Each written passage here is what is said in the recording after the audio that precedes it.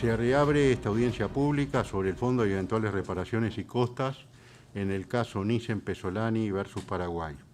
Corresponde ahora que los representantes, así como la representación del Estado, expongan sus alegatos finales orales sobre el Fondo y eventuales reparaciones y costas en el presente caso. Asimismo, que la representación de la Comisión Interamericana exponga sus observaciones finales. Daré ahora la palabra a los representantes para que presenten sus alegatos finales orales. Solicito que indiquen a la Corte el nombre de la persona que hará uso de la palabra. Adelante. Gracias, señor presidente. Jacinto Santamaría, representante legal de la presunta víctima. Señor presidente, señoras y señores jueces de esta honorable Corte, el caso que hoy nos ocupa es muy particular.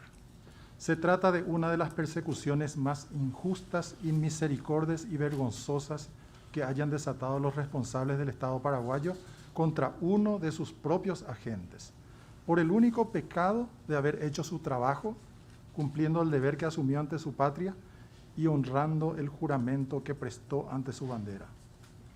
Hace casi 20 años, un joven fiscal penal, Alejandro Nissen-Pesolani, hizo con coraje y convicción lo que la Constitución y la ley le imponían como misión: investigar un escandaloso negocio de comercialización y posesión en Paraguay de vehículos robados en el Brasil, identificar a los presuntos responsables y llevarlos ante la justicia.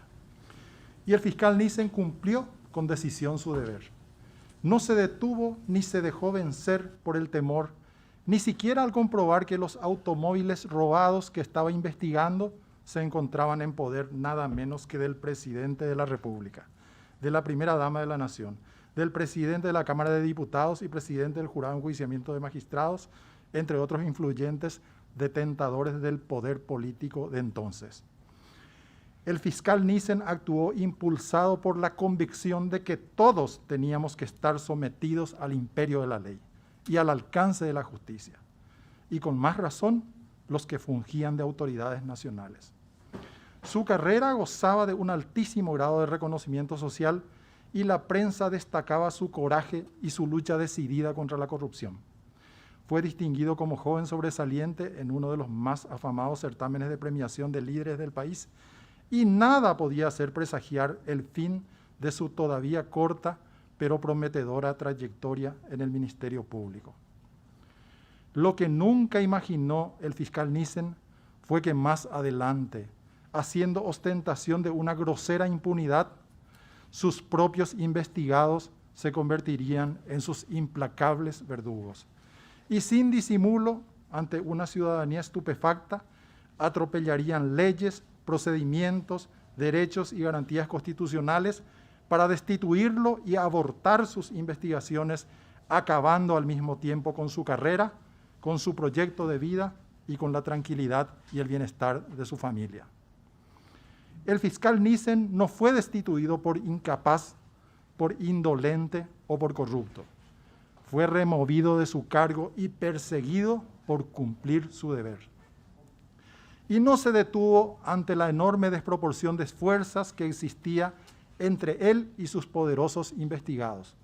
No se detuvo ni siquiera al darse cuenta de que el propio fiscal general del Estado, Óscar Latorre, había decidido asumir una actitud indiferente al principio y pusilánime después.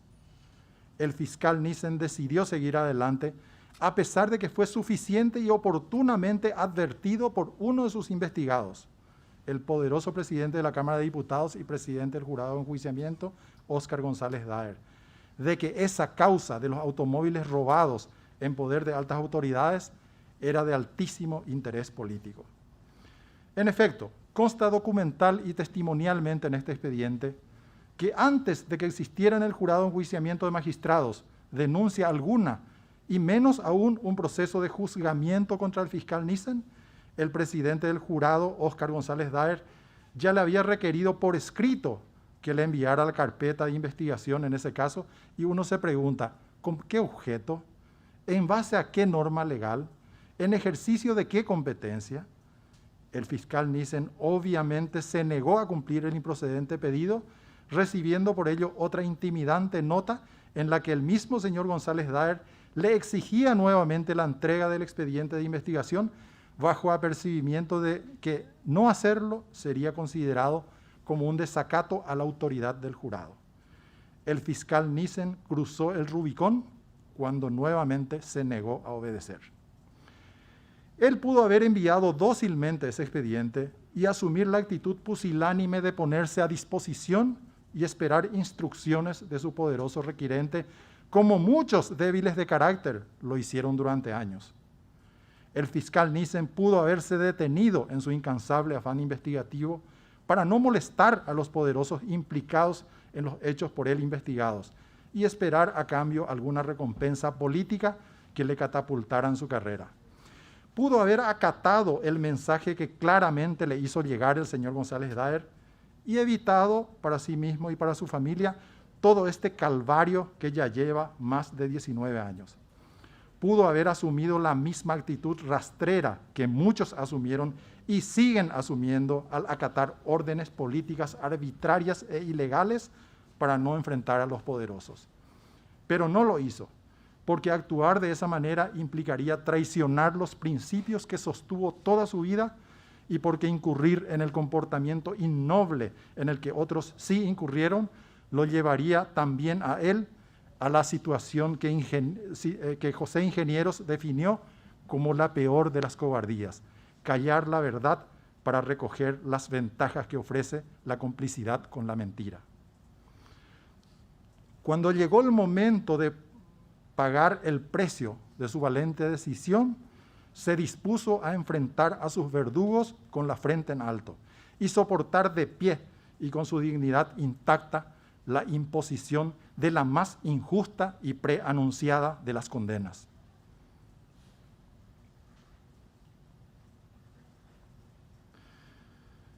Con esa misma dignidad, estamos aquí, señor presidente y jueces de esta honorable Corte.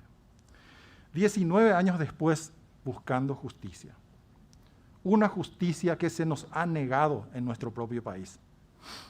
Estamos aquí buscando no solamente una justa reparación de los daños sufridos por la víctima, sino una sentencia ejemplar que sirva para dejar un testimonio de que las injusticias impunes cometidas localmente no escaparán del reproche internacional.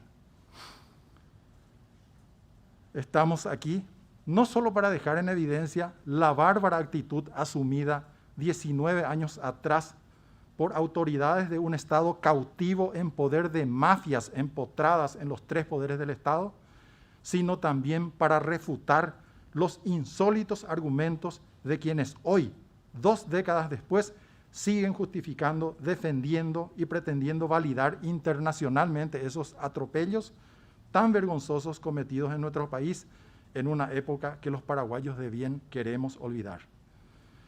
Y lo haremos exponiendo brevemente en esta audiencia los hechos ocurridos, el análisis de derechos sobre los mismos y las evidencias que respaldan nuestra postura, respetando estrictamente el orden y los límites del marco fáctico establecido por la Comisión en su informe de fondo. El Estado violó el derecho a contar con juez competente, independiente e imparcial, artículo 8.1 de la Convención. En nuestro escrito de solicitudes, argumentos y pruebas, y en esta audiencia ha quedado claramente demostrado que los jueces que destituyeron al fiscal Nissen no fueron independientes ni imparciales. Es más, al contestar nuestro ESAP, el Estado optó por guardar silencio sobre dicha abrumadora evidencia. El Estado no negó ni contradijo ni uno solo de los argumentos y pruebas que la representación de la víctima presentó con respecto a este punto, como debió hacerlo en esa oportunidad en virtud de lo establecido en el artículo 41.1.a del reglamento de la Corte. Esos hechos, probados por nuestra parte y tácitamente reconocidos con su silencio por parte del Estado, fueron los siguientes. El presidente del jurado y presidente de la Cámara de Diputados del Paraguay, señor Óscar González Daer, tenía un interés directo en la destitución del fiscal Nissen porque él mismo tenía en su poder uno de los automóviles robados que estaban siendo investigados por el fiscal. Ese interés personal directo del señor González Daer quedó en evidencia por primera vez cuando, como lo hemos señalado anteriormente, en marzo del 2002 requirió y posteriormente intimó y amenazó al fiscal Nissen para que le remitiera la copia de la carpeta de investigación del caso de los automóviles robados. A pesar de que a esa altura la indisimulada e injustificada presión que el señor González Daer ejercía sobre el fiscal Nissen ya era objeto inclusive de publicaciones en la prensa, el presidente del jurado no se detuvo allí. Días después al recibir la denuncia presentada ante el jurado por Cristian Paolo Ortiz, otro procesado por el fiscal Nissen, el señor González Daer, abrogándose facultades que no le correspondían al presidente, sino al Pleno de la Corte, dictó en fecha 18 de marzo de 2002 una providencia ordenando por decisión individual el inicio del enjuiciamiento del fiscal Nissen. El señor González Daer tampoco se inhibió de seguir juzgando el caso de Nissen Pesolani, sino continuó participando en todo el proceso y en especial, como consta en el acta de la audiencia pública y oral número 200 que presentamos como prueba con nuestro ESAP, dirigió la audiencia de sustanciación de pruebas orales y condujo el interrogatorio de los testigos, aunque finalmente decidió no firmar la sentencia. Otro integrante del jurado, el señor Luis Caballero Krauer, también era poseedor de otro automóvil robado, del que trató desesperadamente de desprenderse mientras avanzaba la investigación.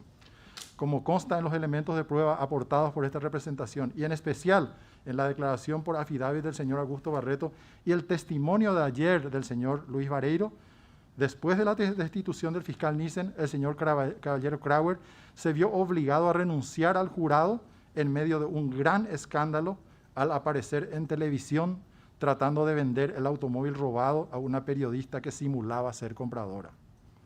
Además, el señor Caballero Krauer tenía otro motivo para inhibirse de participar del juzgamiento del señor Nissen, pero no lo hizo.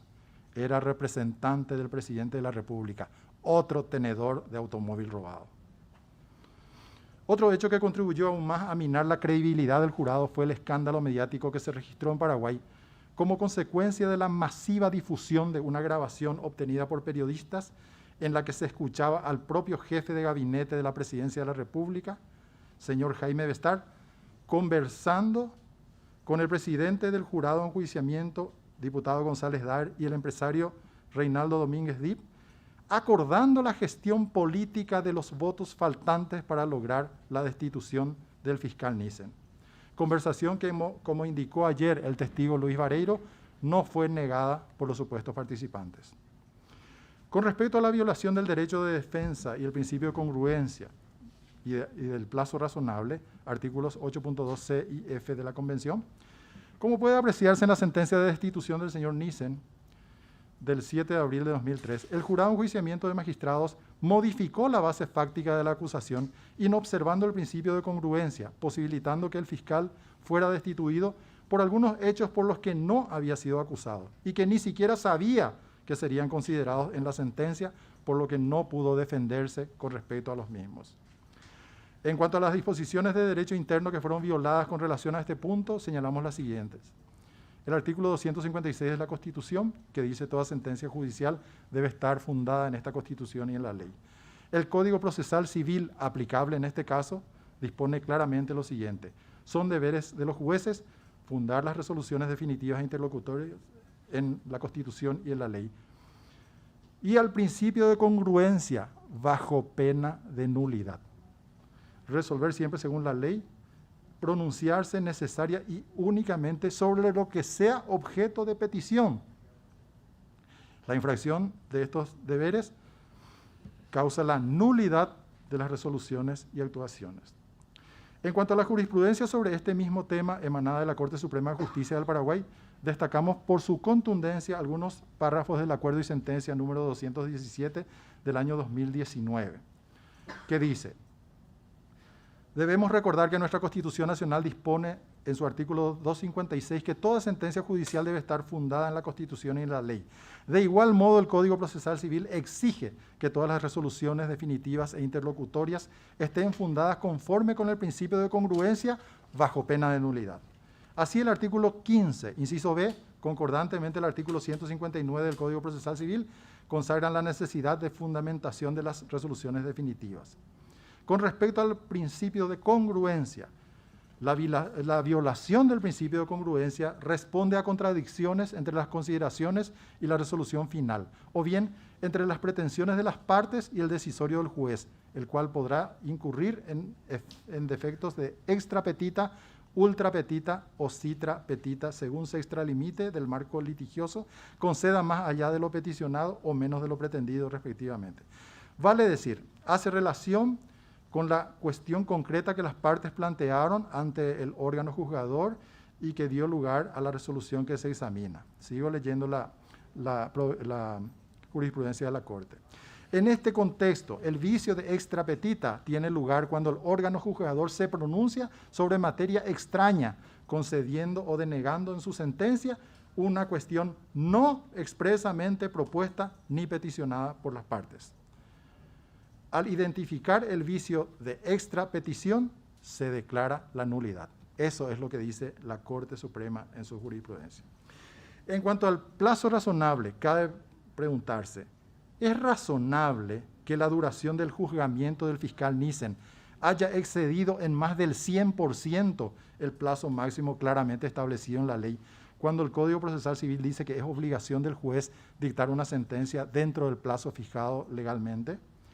Está demostrado que en este caso el jurado se ha tomado un tiempo de 384 días para concluir un proceso que por imperio de la ley debió concluir en 180 días, sometiendo injustificadamente a la víctima y a su familia a un estresante y agotador calvario absolutamente innecesario en un proceso que no presentaba mayor complejidad. El derecho a contar con decisiones debidamente motivadas, principio de legalidad y derecho a la libertad de expresión, artículos 8.1, 9 y 13 de la Convención. La Convención Americana de Derechos Humanos establece que nadie puede ser condenado por acciones u omisiones que en el momento de cometerse no fueran delictivos, según el derecho aplicable. Tampoco se puede imponer una pena más grave que la aplicable en el momento de la comisión del delito. Esta representación suscribe en todos sus términos lo señalado por la Comisión Americana, la Comisión Interamericana en el punto 4 de su informe de fondo, y se permite agregar lo siguiente. Una causal absolutamente absurda invocada por el jurado para destituir al fiscal Nissen fue el supuesto incumplimiento de la resolución número 68 del fiscal general del Estado del 2 de febrero del 2001, por la que se establece un nuevo sistema de distribución de causas para las unidades fiscales. Y decimos absurda invocación no solo porque el fiscal Nissen nunca fue denunciado ante el jurado por este supuesto incumplimiento, sino porque, como se lee en la misma resolución 68, allí se establecían turnos para las unidades fiscales de la número 1 a la número 8 y no para la unidad número 10 a la que pertenecía el fiscal Nissen. Además, hemos probado documentalmente que la Fiscalía General del Estado, por resolución 580, en fecha 22 de mayo del 2002, había confirmado al fiscal Alejandro Nissen para seguir actuando en la referida causa 9936. Entonces, ¿cómo se entiende que el jurado lo haya destituido por hacer lo que estaba habilitado a hacer? No obstante, y aún en la negada hipótesis de que el fiscal Nissen haya incurrido en esa inexistente conducta, lo relevante en este punto es determinar si tal incumplimiento estaba o no tipificado específicamente como falta en alguna norma, y en caso afirmativo, si dicha norma establecía o no una sanción, y en caso de existir una sanción, si dicha sanción consistía o no en la destitución. La respuesta es no. En cuanto a los demás motivos que fueron considerados por el jurado dentro de la categoría genérica de mal desempeño de funciones, el jurado ni siquiera ha podido señalar puntualmente cuáles fueron las obligaciones que el fiscal Nissen ha dejado de cumplir, y menos aún ha podido precisar concretamente cuáles fueron las faltas tipificadas y sancionadas por disposición de alguna norma legal que él mismo haya cometido en cada caso. Esto constituye una gravísima transgresión al principio de legalidad. En cuanto al artículo 13 de la Convención, libertad de pensamiento y expresión, este artículo también ha sido alevosamente atropellado por el jurado al castigar al fiscal Nissen, supuestamente por haber proporcionado información o formulado declaraciones o comentarios a la prensa sobre los juicios a su cargo. Por imperio de la Constitución, los fiscales representan a la sociedad, a diferencia de los jueces. Los fiscales representan a la sociedad ante los organismos jurisdiccionales de la República. Además, no solo tienen el derecho, sino la obligación de informar a la sociedad a la que representan. En efecto, la Ley Orgánica del Ministerio Público, en su artículo 8, publicidad, dice textualmente: a fin de facilitar el conocimiento público de su labor y de posibilitar su control, el Ministerio Público deberá informar objetivamente a los medios de comunicación social sobre los principales asuntos o investigaciones sin afectar la reserva de las actuaciones judiciales o el principio de inocencia. Es más, como hemos dicho cuando estábamos conversando con el perito, la Constitución establece una inmunidad para un fiscal. Es la misma inmunidad que está prevista para los magistrados judiciales. Y dice, ningún magistrado judicial podrá ser acusado o interrogado judicialmente por las opiniones emitidas en el ejercicio de sus funciones. Entonces, si tanto el acusador como el acusado afirman que el fiscal Nissen en el ejercicio de sus funciones supuestamente proporcionó información a la prensa o formuló comentarios ante la misma, la pregunta que cabe es, ¿cómo se entiende que el jurado, violando dicha inmunidad constitucional, lo haya castigado por hacerlo? Con respecto al derecho a recurrir el fallo y el derecho a la protección judicial, artículos 8.2h y 25 de la Convención. El derecho a recurrir el fallo hace parte del debido proceso legal de conformidad con lo establecido en el artículo 8.2h de la Convención. En este caso, la propia ley 1084, que regula el procedimiento para el enjuiciamiento y remoción de magistrados, en su artículo 21, inciso F, claramente dispone: las sentencias definitivas, las resoluciones y providencias que dicte el jurado son irrecurribles ante otro órgano. Queda claro entonces que esta disposición de la misma ley contraviene el derecho a recurrir el fallo ante un juez o tribunal superior en el sentido establecido en el artículo 8, garantías judiciales, inciso H de la Convención. Si bien el artículo 33 de la ley del jurado admite los recursos de reposición y aclaratoria ante el mismo jurado, no ante un órgano superior, y la acción de inconstitucionalidad ante la Corte Suprema, esta representación comparte la opinión de la Comisión acerca de la insuficiencia e inefectividad de ambos recursos para obtener una revisión integral del fallo. En cuanto a los derechos políticos, artículo 23 de la Convención, la Comisión en su informe de fondo ha señalado lo siguiente: el artículo 23.1c de la Convención establece el derecho de acceder a cargos públicos en condiciones de igualdad. En el presente caso ha quedado demostrado que el señor Nissen Pesolani fue separado del cargo como agente fiscal en un proceso en el cual se cometieron serias violaciones a sus derechos fundamentales. Por otro lado, es muy relevante mencionar que en el año 2005, por edicto número 5, 2 años después de la destitución del fiscal Nissen, el Consejo de la Magistratura convocó a los postulantes interesados en participar del proceso de selección para la conformación de terna de candidatos para ocupar el cargo de fiscal general del Estado. El ex fiscal Nissen presentó su candidatura porque cumplía los requisitos establecidos en la Constitución para ese cargo. Pero tanto él como el ex fiscal Eduardo Peta fueron curiosamente eliminados de la lista de candidatos. Como consta en las publicaciones ofrecidas como prueba por esta representación, medios de prensa publicaron esta llamativa exclusión y atribuyeron la misma al supuesto hecho de que ambos exfiscales eran inelegibles porque habían sido destituidos de sus cargos por acción del jurado en enjuiciamiento por mal desempeño de funciones. En este expediente obra también como prueba una nota de fecha 9 de agosto del 2005, dirigida por Alejandro Nissen al presidente del Consejo de la Magistratura, solicitando la explicación del motivo de su exclusión. Nunca recibió respuesta. Concluido este breve análisis de las violaciones de la Convención Americana, nos ocuparemos de otros aspectos más generales, pero igualmente trascendentes. En primer lugar, queremos señalar 2 extrañas actitudes que ha asumido el Estado al contestar nuestro escrito de solicitudes, argumentos y pruebas, y también con relación a un compromiso internacional pública y documentadamente asumido y luego desconocido por el Estado.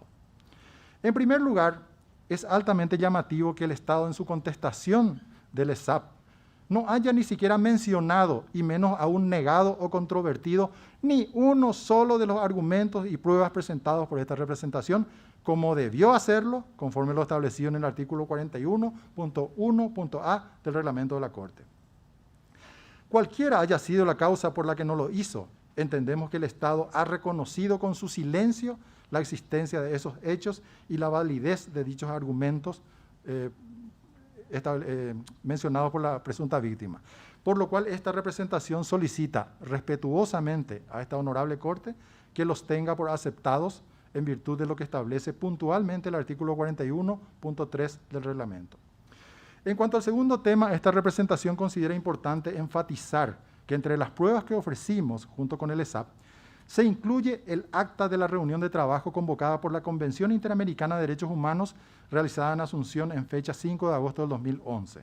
En dicho documento, formalmente firmado ante testigos calificados de la Comisión, incluyendo su propia presidente, quienes también lo firmaron, el Estado paraguayo solemnemente ratificó su interés en arribar a un acuerdo de solución amistosa con el señor Nissen Pesolani, acordando inclusive instancias y plazos para la negociación. El Estado nunca cumplió con esos compromisos formalmente asumidos y firmados. Con respecto a lo que realmente significó la firma de ese documento, consideramos importante, en primer lugar, buscar respuestas que son claves a las siguientes preguntas.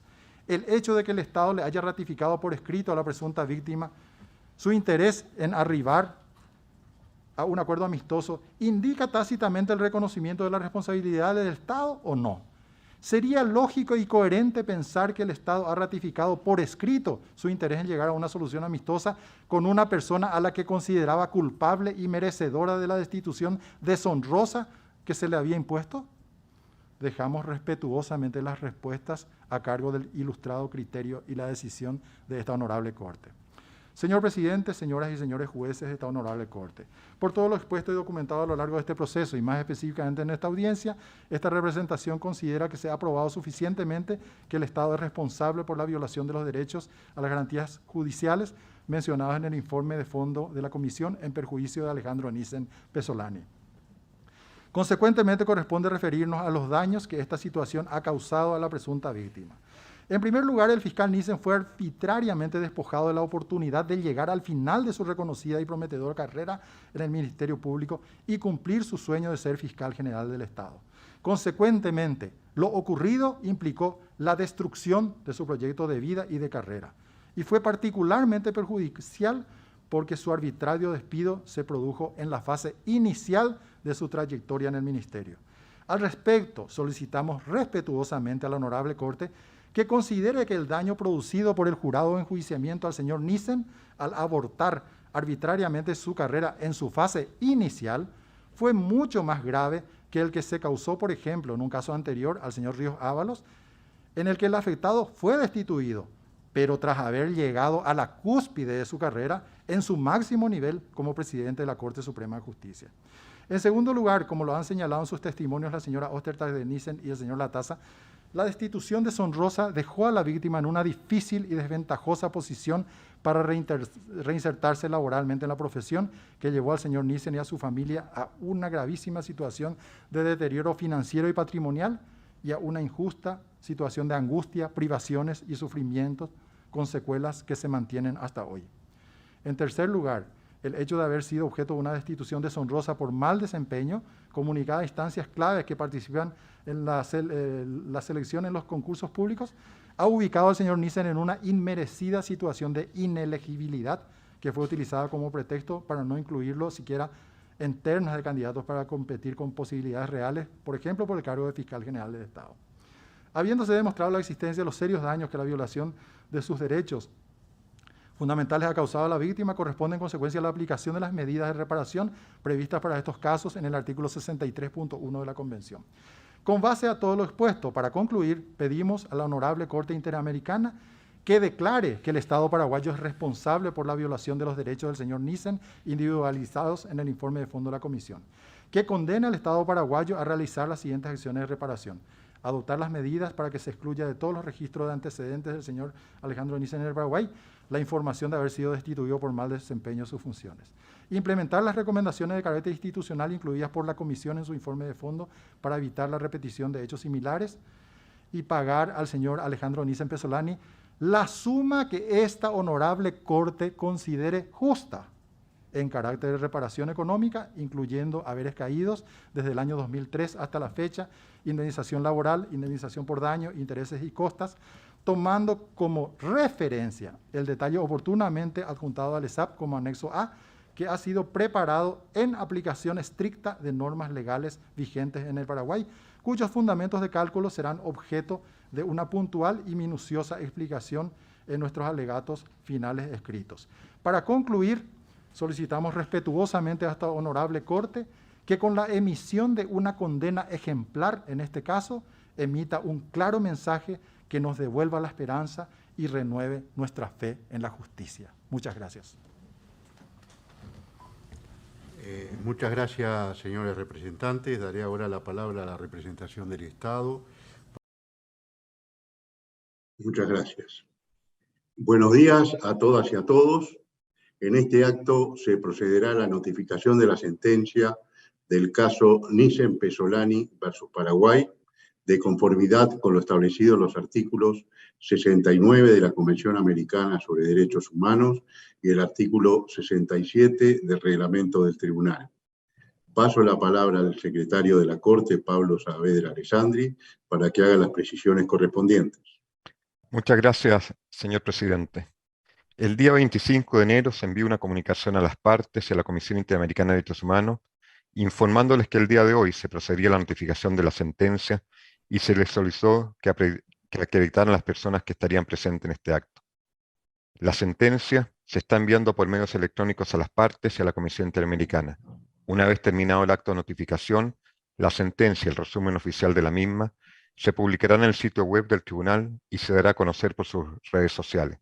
Este acto de notificación está siendo transmitido por las redes sociales del tribunal. Se da la bienvenida a la representación de la Comisión Interamericana, en esta oportunidad representada por Carla Leiva García, abogada de la Secretaría Ejecutiva de la Comisión. Asimismo, se da la bienvenida a las víctimas y su representante, los señores Alejandro Nissen Pesolani y Jacinto Santamaría Amatuna. De igual modo, se da la bienvenida a la representación de la República Paraguay. En esta oportunidad, la delegación compuesta por Rodolfo Barros Duba, Procurador General de la República; José Félix Tigarriga, embajador de Paraguay en Costa Rica; Jorge Brizuela Pérez, Director General de la Unidad General de Derechos Humanos; Andrea María Arriola Ortega, Miguel Candia Ibarra, Mario Fabián Silva, Victoria Martínez Lescano, Raquel Cáceres Noguera y María Belén Diana Franco. A continuación, el señor presidente del tribunal, juez Ricardo Pérez Manrique, procederá a dar lectura de los puntos resolutivos de la sentencia. Muchas gracias, presidente. Muchas gracias, señor secretario. Procederé a notificar la sentencia en el caso Nissen Pesolani versus Paraguay, emitida por el tribunal el día 21 de noviembre de 2022.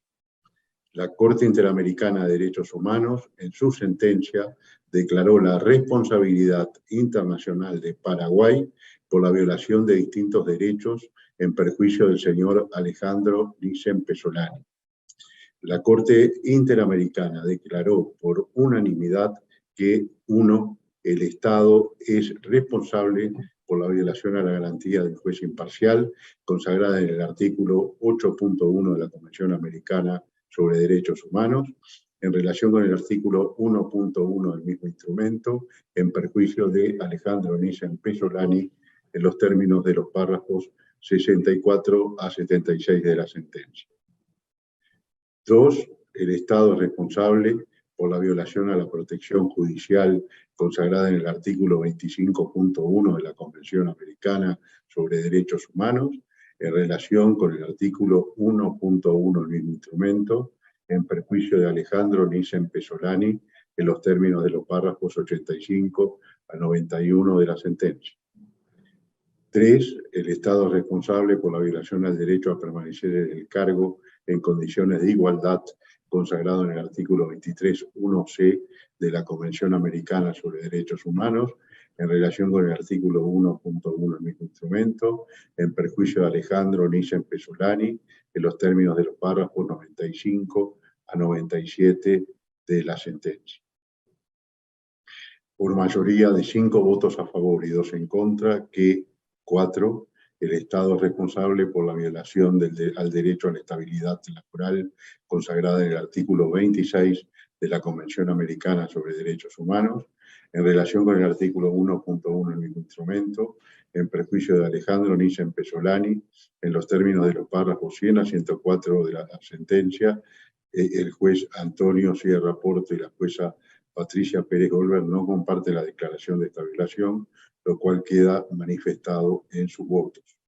De esta forma dispuso por unanimidad que esta sentencia constituye por sí misma una forma de reparación. 6. El Estado promoverá las medidas necesarias para eliminar cualquier registro público de la condena de Alejandro Nissen Pesolani en el plazo de 6 meses en los términos del párrafo 114 de la presente sentencia. 7. El Estado realizará en el plazo de 6 meses las publicaciones indicadas en el párrafo 115 de la presente sentencia.